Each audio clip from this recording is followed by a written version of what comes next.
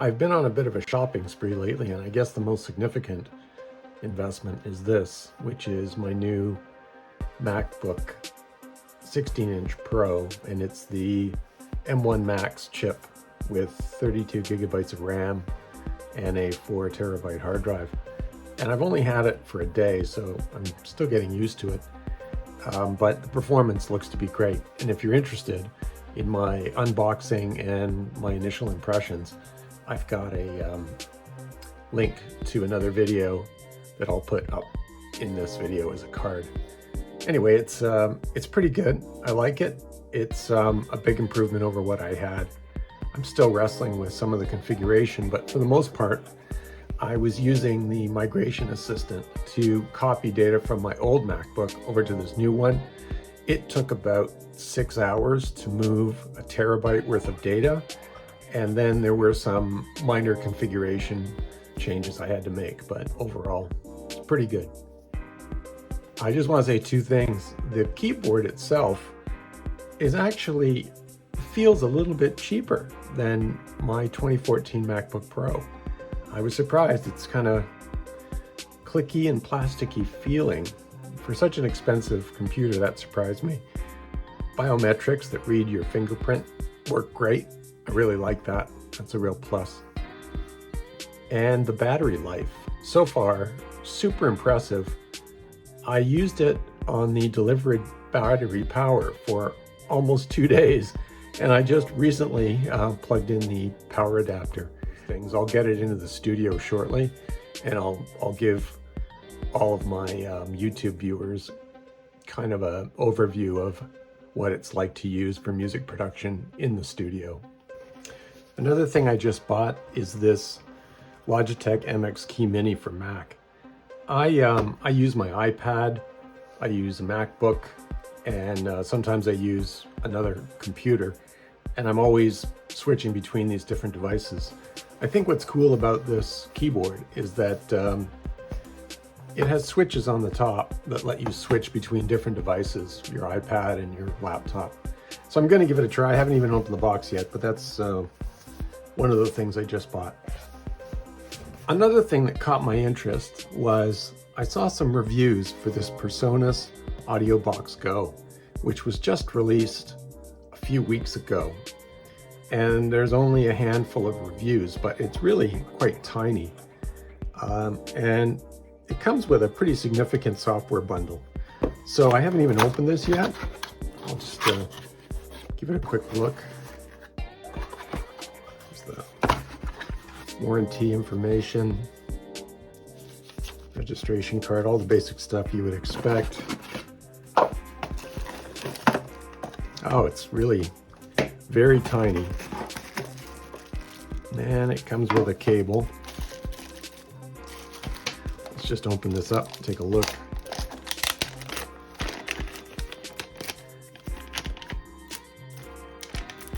Wow, it's really light and tiny. It's really jammed into that bag.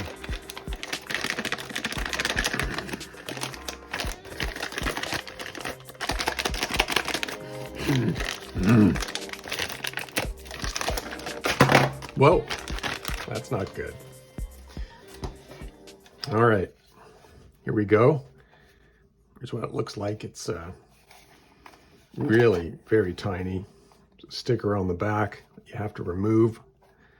Looks like it has one XLR input, which is a multi-jack, so you can, plug an instrument in there if you have a 1/4-inch jack, and a second instrument input. And these are the two outputs, I believe, for your speakers.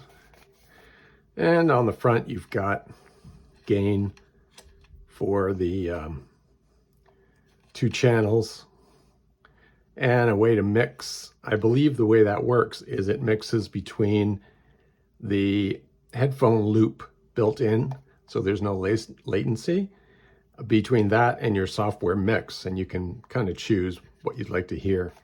And there's a separate volume knob for the headphones and 48 volts. So it's really tiny. So my intention is to use this with an iPad.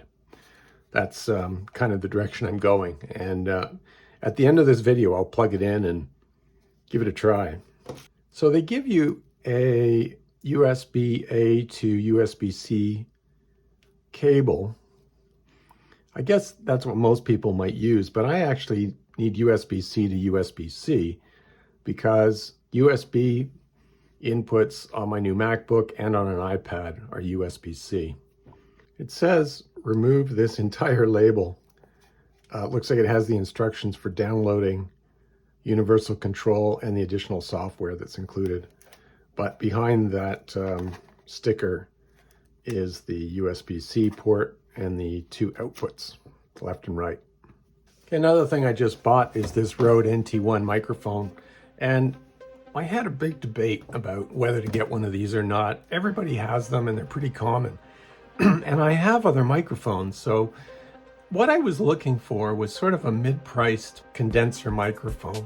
And when I need high-end microphones in the studio, you know, a microphone that's costing $2,000 or $3,000, I prefer to go rent one. But for everyday use, I have several mics that I find really quite good. And I was comparing this Rode NT1 to a lot of other vendors, including Shure with that, you know, classic SM7B. I was looking at the Aston Spirit and some of their mics. I was looking at the Lewitt mic and just a handful. I'll put them all in this video so you know what I was comparing it to. And I guess the thing that surprised me was that all of these mics are really very similar. They all have similar characteristics from a technical point of view, but they all sound slightly different. So a lot of this comes down to personal choice and what you're happiest with. So just let me open the box. Register for your 10-year warranty. Wow, that's good. Pretty good. Oh, wait a minute. Your microphone comes with a 12-month warranty. However, this can be extended free of charge to a full 10 years by visiting their website and registering the product. Okay.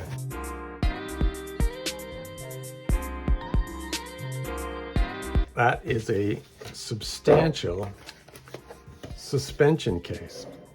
Look at that. That thing is heavy. Lots of weight behind that. And it's sophisticated. I guess mic stand there, mic there, and this probably holds the pop shield.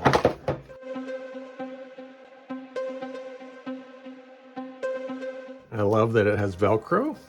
That's wonderful. That's a weighty cable. Then the last box here, that looks like the mic itself. It doesn't come in a wooden box, but it looks like it has a bag with it. I guess that's better than nothing, having the bag. The NT1 is pretty heavy, made in Australia. Very substantial microphone. I'm probably going to do a review on this mic in a separate video, which I'll link in the description. But a lot of people might be wondering why the NT1 and not the NT1A or one of the other Rode NT microphones. And largely it's frequency response and headroom that drew me to this particular mic. But now that I'm holding it, the quality of the build and the size is really good. So I think I'm going to be pretty happy with that. My view was that there's room in my collection for a Rode NT1. I have several other Rode products that have been pretty good.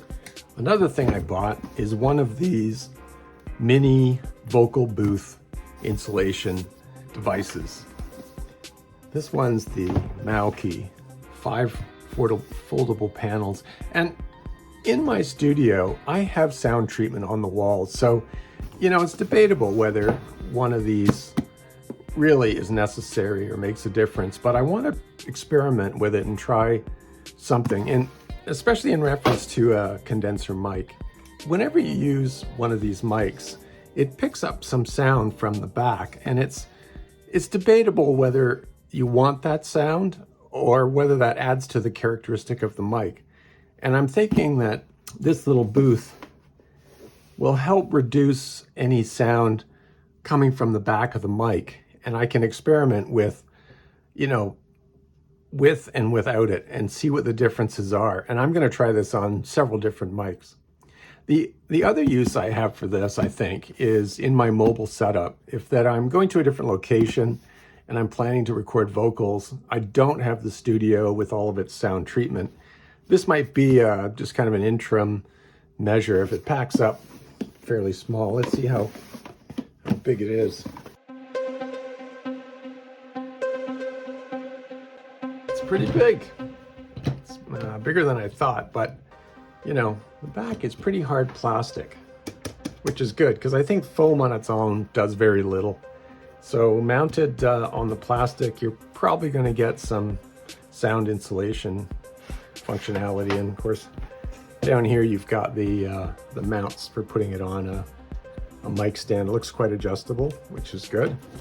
Looking forward to that. Okay, the last thing on my list is kind of huge. I bought a pair of these Presonus Eris E3.5, these little speakers, these little monitors. And it's not like I don't have all kinds of monitors in my studio. I have 3 sets of speakers already. I have Atom Audio T7Vs, which are my preferred studio monitors for mixing. And along with those, I have an Atom subwoofer. So sometimes I turn on the subwoofer to get more bass end. The Atoms are 7-inch speakers, so they have a pretty tight sound. And to get lower frequencies, the subwoofer comes in handy, but I really use it more for listening than for mixing. And I also have a pair of Klipsch La Scala speakers that are powered by a separate amp because they're passive speakers, and they have an enormous sound, extremely accurate and very, very bright because they're known for their horns. And lastly, I have a pair of Yorkville studio monitors that are 6.5 inch. So I've got 3 sets of speakers. You might say, well, why buy these? Like, why buy another set? And I had 2 reasons. One is that a lot of people use these in their small budget studio setup, which is something I might do. I might take these with me to a remote location to set up kind of a temporary mini studio. But the other thing is, I'd like to hear my music mixed with these 3.5 inch monitors. They're smaller and they're tighter, and it gives you a different mix that might influence the way you master a song. It's kind of curious that I'm buying a Presonus audio interface and getting these speakers at the same time.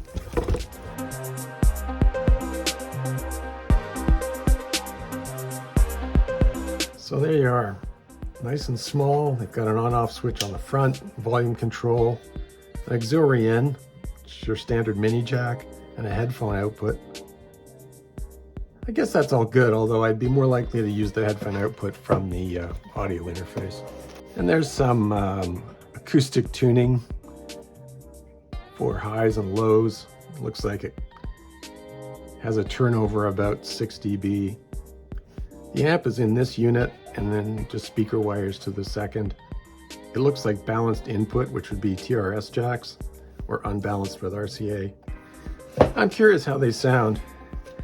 There are a couple different models of these, and some competitors have gone one step further and built Bluetooth into their mini monitors, whereas these don't have Bluetooth. So I was kind of debating whether I want Bluetooth or need Bluetooth, or how that would even work in the studio, because Bluetooth inherently has latency, and if you're mixing, you can't afford that latency. So Bluetooth would be good for just listening to music if you're streaming or from, listening to a song. But in terms of studio use, I'm not sure Bluetooth actually buys you anything. It looks like it comes with the RCA cables you might need, mini jack cables, and the speaker cable, and that's the power cable to plug it all in. So I might set up some of these new things just to, further this overview of my shopping spree. This is a little bit difficult to see, but I'll show you what I did. Essentially, I have one of these USB adapters plugged into my iPad, and it's running on its battery. And this one has several ports, headphones and USB-C and an SD card reader and an HDMI port. But you don't need that. If you don't want to spend $50 on one of those, You could just use one of these camera adapters. It plugs into the USB-C port there, and you plug your USB device in there. So I took the AudioBox Go and I plugged it in to the USB-C port on the back and the USB port on the side of my iPad, and I fired up GarageBand. And here I have the headphones plugged in, just so you can see I'm using these Audio-Technica headphones with a cable. These are both Bluetooth and with a cable, but if you want to avoid the latency, you pretty much have to use the cable. They're great. I love these headphones. I created a track, and I've got that Rode the NT1 plugged in via XLR cable, and I just brought one of these small cables from my studio. It's only about 3 feet long, but then it doesn't get tied up in all kinds of things. And I'm just messing around with the sound. To be honest, I've got some weird sound behavior that I'm still sorting out. But you can see when I talk into the mic, it's got signal, and you can turn the software monitoring on or off. You can see I've got the gain turned up quite a bit. I gotta play around with this a little bit more, and I've got the 48 volts turned on, so I expected tons of signal, but so far it's very little. You know, one of the challenges of any iOS music production, especially if you're going to be working with an audio interface like this one, is that there's no software that runs on iOS that gives you kind of console capabilities that you would typically have on a MacBook or a Windows machine. Presonus device does come with that software, but it only runs on Mac or Windows. And so you're always fighting a bit of a battle here around control over the signal and line. And that's just part of iOS music production. The other thing that just crossed my mind after I plugged this all in is that there's no MIDI capability on the device. But when you're using an iPad or an iOS device like your iPhone, there's actually no MIDI out capabilities built into the general operating system either. So for GarageBand or Beatmaker 3 or even Cubasis, you can record MIDI with a MIDI controller device, but there's no MIDI out that you can route to an external keyboard or other external MIDI device, unless you implement some kind of third-party capabilities. There is some software that you can try, but inherently you're kind of fighting a battle. If you're new to this channel and you like this video, click on the like button and consider subscribing. When you subscribe or click on the notification bell, it helps my channel grow. And thank you for watching.